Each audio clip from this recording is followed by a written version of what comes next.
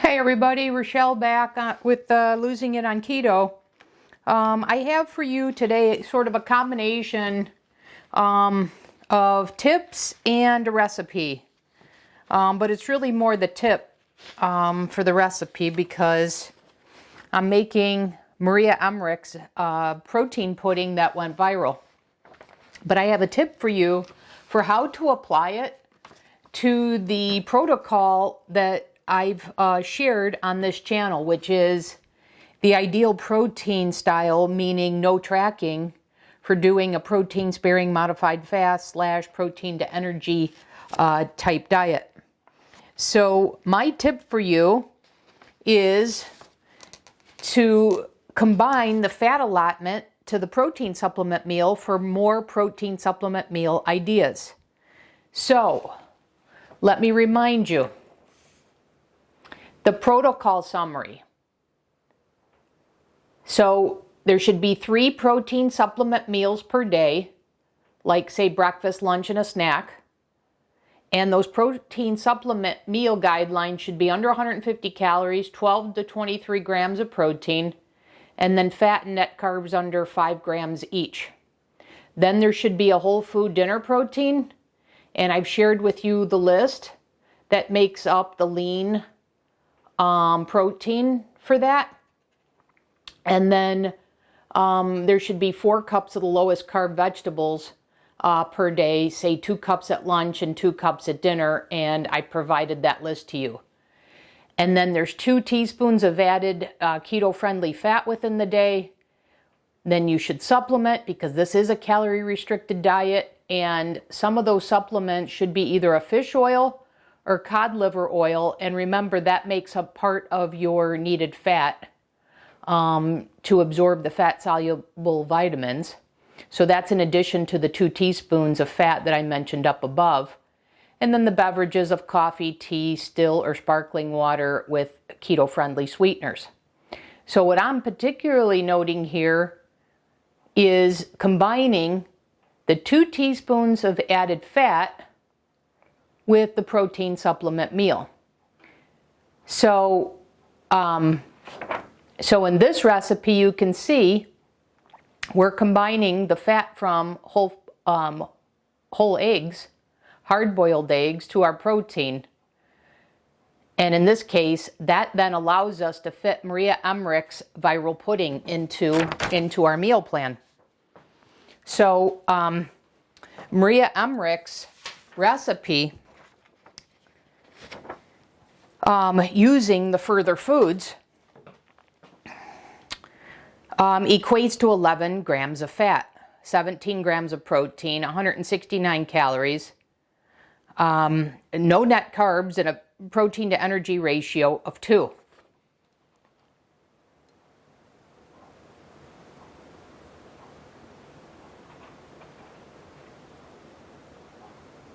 Sorry if that's blurry, I just want you to get a good look at that. So normally for a protein a protein supplement meal, 11 grams of fat would be too high. But remember, in that first video I explained to you that the 2 teaspoons of added fat equates to about 10 grams of fat. So if you utilize this as your protein supplement meal, this would also include the 2 teaspoons of added fat. So that would be that for the day if you were to consume one of these during the day. So given that you could only consume one of these proteins per day, and then you would add no other additional fat to any of your meals, so that takes care of the 2 teaspoons. You would of course consume the fish oils or the cod liver oil supplements, but in terms of the 2 teaspoons of added fat, this would encompass that. So with that tip, let's apply it to this recipe. Okay, so I'm going to make 10 puddings. So I'm going to make 5 chocolate and 5 vanilla. So I'm going to make the chocolate first, and then I'm going to store them in these ball jars. So I've got 10 of them here for 5 and 5. So I've got the 10 hard-boiled eggs here, and I cheated in that I got these from Costco already hard boiled. So I'm going to drop them into my blender.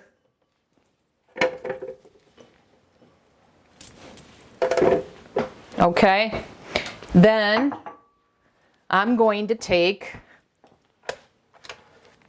according to Maria's recipe, I'm going to take the further foods, and I've already figured out that I'm going to use 3 tablespoons of this. So Maria says 1/4 cup for cocoa powder, but I've determined that it's 3 tablespoons of this collagen powder. So there's 1 tablespoon,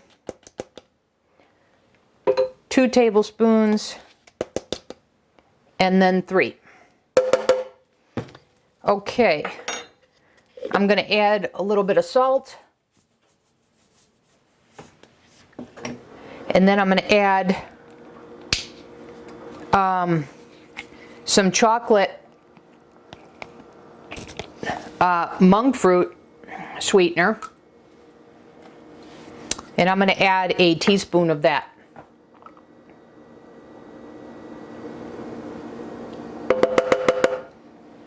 Okay, and then I shouldn't need the cocoa powder because the collagen powder already has it. And then Maria says 10 ounces of almond milk, but when I've made this slightly differently before, I still found that to be too much almond milk. So I'm going to add it per, my eye. And I'm thinking it's going to be more like 5 ounces or less. So we'll see as we go. But based on experience with this recipe, I realized it's better to be safe than sorry. So go light, and you can always add. You can't take away. So I'm going to go with. I'm just going to add a couple tablespoons. I'm going to try 2 tablespoons to start, which is 1/8 cup, which is 2 ounces. Okay. Oops. So let me blend this, and I'll come back. Okay, guys, I am back. I wound up blending this probably for about 3 minutes in total, and I wound up adding in total 4 tablespoons of the almond milk. So that would be 1/4 cup, and then you can see the consistency that you get based on that. So I like that. It tastes good. It is so much better than the modified one that I made. So utilizing the allotted fat to make this, I think, is well worth it, because this is just so decadent. So I'm going to scoop this into my 5 containers, and then I'm going to repeat this with the vanilla. And I've got a twist on the vanilla one that I'll share with you in a minute. But let me get these 5 filled, and then I'll come back and we will make the vanilla ones. I've cleaned the blender. I've taken all the pudding out, and I've made 5 servings out of it. So you can see right there what it looks like, and I have to tell you, it is so creamy and so delicious. Oh my God, how decadent. So what a protein supplement meal idea this makes. And remember, this includes the 2 teaspoons of added fat. So that would make up your allotment for the day. Okay? So that's the 5 chocolate. And remember, you can only have 1 of those per day because it incorporates the fat. So what I just made for the chocolate could serve as 5 separate days of one of my protein supplement meals. one of the 3 for each day. Okay, now I'm going to do the same thing. I've added the 10 hard-boiled eggs, but this time I'm going to make vanilla. So I have the vanilla further food collagen that I learned about from Maria. And so, as I noted before, I'm going to use 3 tablespoons of this. Okay, so we're going to add that.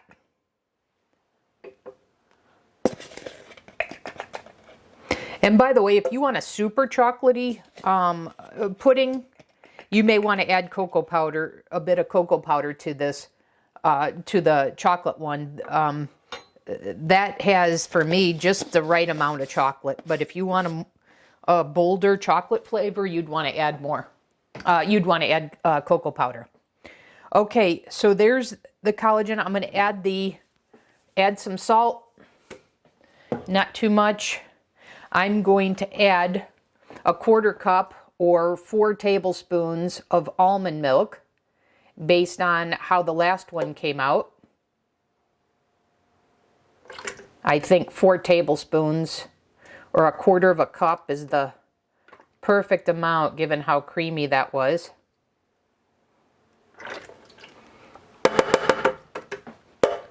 Okay. And now I'm going to do a teaspoon of vanilla cream stevia.